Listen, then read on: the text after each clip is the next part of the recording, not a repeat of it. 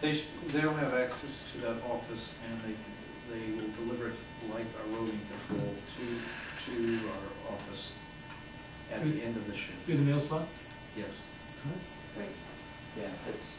At their end of the shift. Why don't we write it the way a contract should be written?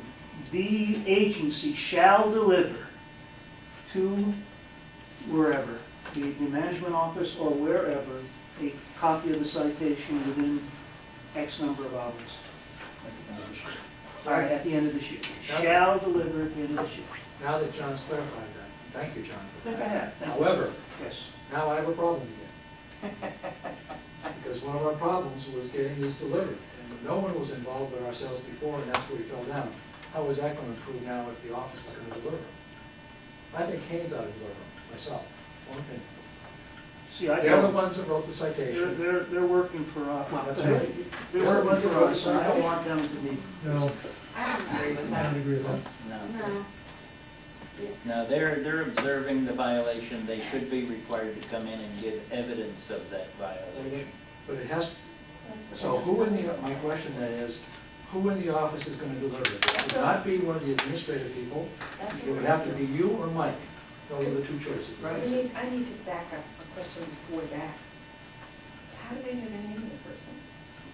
Do they have access to the license tag? We have, yes, we have a database. It access fine. No, Haines doesn't have access to that. Please. You have that. No, you do. Haines does. At the gate. Okay. Thank you, sorry to interrupt. What happens if? But my question now is who's going to deliver it? How do you know who's guest? Because it's not going to work.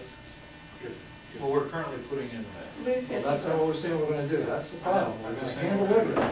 So what I want to know is who's going to hand deliver it? Why aren't they just putting it in the mail? Thank It you. comes the next day, Ray gets it, somebody puts a stamp on an envelope on a form letter that says you've gotten a warning, a ticket, whatever it is, and you have whatever, X number of days to pay or, No, you don't. You Come have to- to. You have to. right, Just come hand before delivery is whoever. just too hard. If we put it in the mail, though, we've got to send it certified. That delays it. And that delays it, and it causes a problem for the recipient. That's one of the complaints we're getting, is that they have to go to the post office during the workday to pick up the citation. Why do they have to get it Why do we certified? have to certify The it? Yeah, why? POA requires, Who does? violations of, the POA requires how you send, citations to residents. No, the POA specifies compliance procedures. Compliance. This is, Well, this is a compliance this is document. pretty close to compliance. Right. Hmm. So your idea sounds good now, okay? Okay.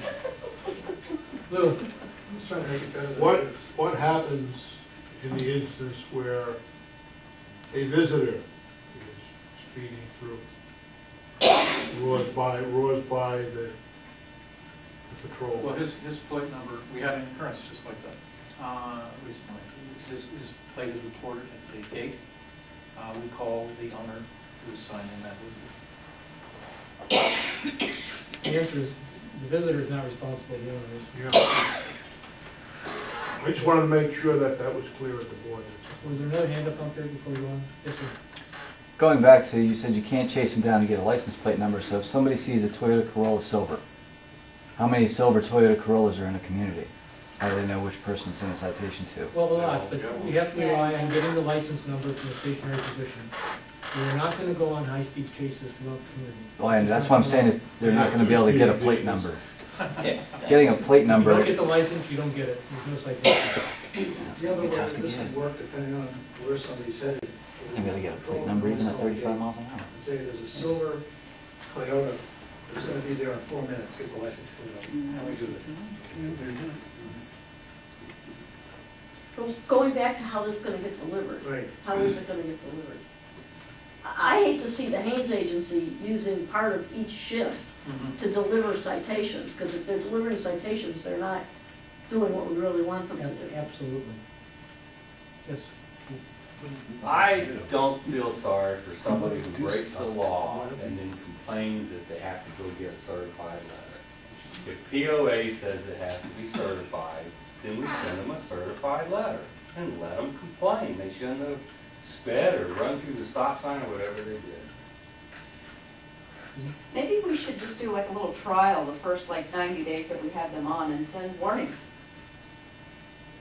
And just mail them. I think that's a good idea. I think the way the certified letter thing is worked by people that really want to play the system is that you have to have 14 days notice before a meeting to appear to defend yourself. And so instead of going to get the certified letter, they know why they're getting it. They're pretty sure, you know. So they don't go get it until it's like 29 days in the post office, however long the post office will hold it, then they go get it. And then it's stamped. Yeah, and then that it's recorded for us the date that it was delivered. And then they say, I didn't have time to prepare, so would you postpone this? Two things, I think. And There's- I haven't looked back at the wording, but I think by POA, the correct wording is the certified mail attempted to be delivered to the address of the party. Doesn't have anything to do whether they ever pick it up or sign it. It's the date of the letter, the date it's mailed.